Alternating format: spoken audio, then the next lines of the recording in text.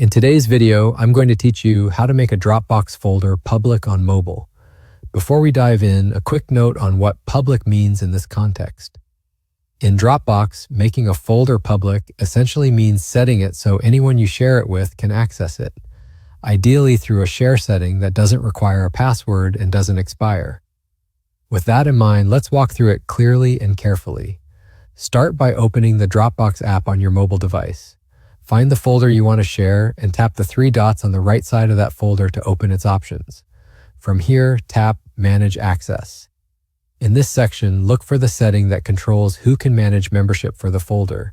Make sure it's set to Anyone with Edit Access.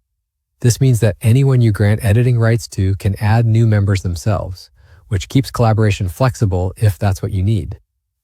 If you prefer tighter control, you could keep this limited, but for a more open to public experience within your team, allowing edit-level members to manage membership helps. Once that's set, go back to the folder's options and tap the three dots again.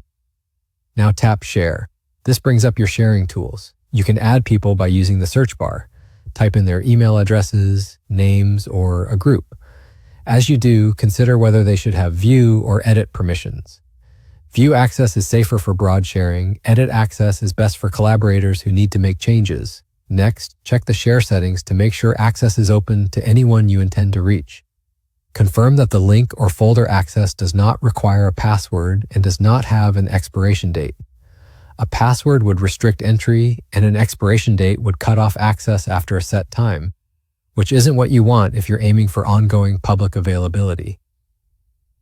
After adjusting these options, double-check that your changes are saved. It's a good idea to test the link or settings from another device or account to make sure everything works as expected.